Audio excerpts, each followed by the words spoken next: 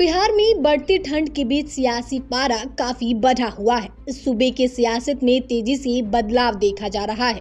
जदयू के राष्ट्रीय अध्यक्ष रहे ललन सिंह के इस्तीफा देने के बाद चर्चाओं का बाजार गर्म है। सबके अपने अपने दावे हैं। राजनीतिक विश्लेषक भी अपने अपने अंदाज में विश्लेषण कर बड़े उलटफेर की चर्चा को हवा दे रहे हैं। कोई तो नीतीश कुमार का एक बार फिर एनडीए में वापसी तय बता रहा है, तो कोई बिहार में नीतीश की बादशाहत बरकरार रहने के दावे कर रहा है। वहीं कुछ तेजस्वी यादव के माथे पर शीघ्र ताज सजने की बात भी कह रहा है। ऐसे में अटकलें तेज है कि तेजस्वी सीएम बनने की तैयारी कर रहे हैं या नीतीश कुमार बीजेपी में जाने की। क्या बिहार की सियासत में बहुत बड़ा धमाका होने वाला है? आइए जानते हैं इस रिपोर्ट में। दरअसल ललन सिंह के इस्तीफे के बाद बिहार की राजनीति में दो दावे की खूब चर्चा है। पहला यह कि तेजस्वी यादव सीएम बनने के बहुत करीब है। बताया जा रहा है कि आरजेडी प्लानिंग में जुटा हुआ है। वहीं बीजेपी की ओर से भी दावा किया जा रहा है कि नीतीश कुमार की सरकार किसी भी दिन गिर सकती है। तेजस्वी यादव सीएम हो सकते हैं, इसे टाला नहीं जा सकता है। वहीं दूसरा दावा यह किया जा रहा है कि नीतीश कुमार एक बार फिर एनडीए में वापसी कर सकते हैं। कुछ राजनीतिक विश्लेषक तो इसे पक्का बता रहे हैं। अब सबसे पहले बात करते हैं उस दावे का जिसमें कहा जा रहा है कि लालू यादव अपने डिप्टी सीएम बेटे तेजस्वी यादव को सीएम बनाना चाहते हैं। राजनीतिक जानकारों की माने तो जब से नीतीश कुमार का मन डोलने की खबर उन्हें लगी, तभी से उसने वैकल्पिक योजना पर काम करना शुरू कर दिया।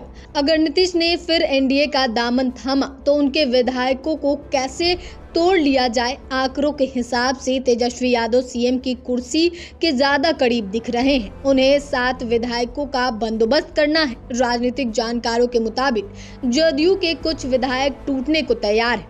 संसदीय का चुनाव लड़ने के इच्छुक विधायकों को इस्तीफा दिलवाकर आरजेडी उन्हें लोकसभा चुनाव में टिकट दे सकती है। वहीं कुछ को मंत्री बनाने का आश्वासन दिया जा सकता है। ये तो हुए दावे, लेकिन अब बात करते हैं आखिर तेजस्वी कहां से लाएंगे 122 का जादुई आंकड़ा। दरअसल सरकार बनाने के लिए 243 सीटों वाली विधानसभा में 122 विधायकों के समर्थन की जरूरत है। तेजस्वी के पास अभी 115 विधायकों का समर्थन है, जिसमें राजद में 79 विधायक हैं। इसके अलावा कांग्रेस के 19 और 3 वामपंथी पार्टियों के 16 विधायक हैं। ओवैसी की पार्टी के भी एक विधायक साथ आ सकते हैं। सरकार बनाने के लिए 243 सीटों वाले विधानसभा में 122 विधायकों के समर्थन की जरूरत है, यानी कि उन्हें सरकार बनाने के लिए सिर्फ 7 विधायक और चाहिए। अगर आरजेडी 7 विधायकों का जुगाड़ कर ले तो तेजस्वी सीएम बन जाएंगे। वैसे भी विधानसभा के अध्यक्ष अवध बिहारी चौधरी उसके ही दल के हैं। दल बदल विरोधी कानून रास्ते में आए तो आरजेडी कोटे से विधानसभा अध्यक्ष बने। अवध बिहारी चौधरी अपने अधिकार का इस्तेमाल करते हुए मामले को लटकाए रखेंगे। तब तक विधानसभा चुनाव आ जाएगा। अब बात करते हैं नीतीश कुमार के एनडीए में वापसी के दावे पर। जब से ललन सिंह ने इस्तीफा दिया है, तब से ही चर्चा तेज है कि वह फिर बीजेपी के साथ जा सकते हैं।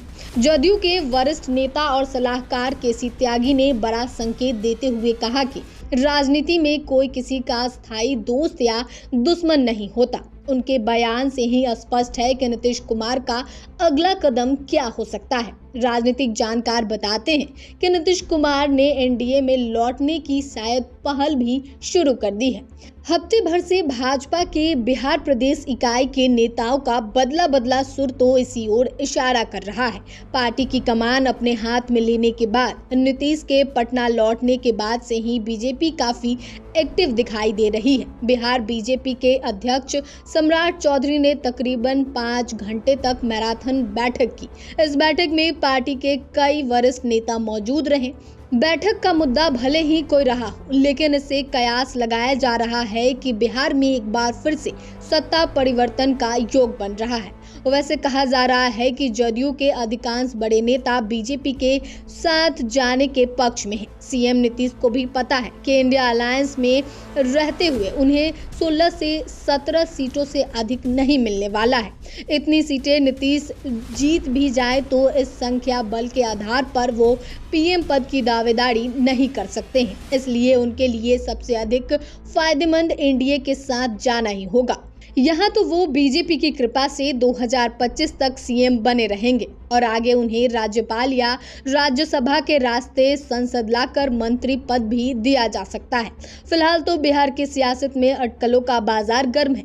ये तो आने वाला समय ही बताएगा कि नीतीश कुमार फिर पाला बदलेंगे या तेजस्वी यादव सीएम बनने के कितने कामयाब होंगे।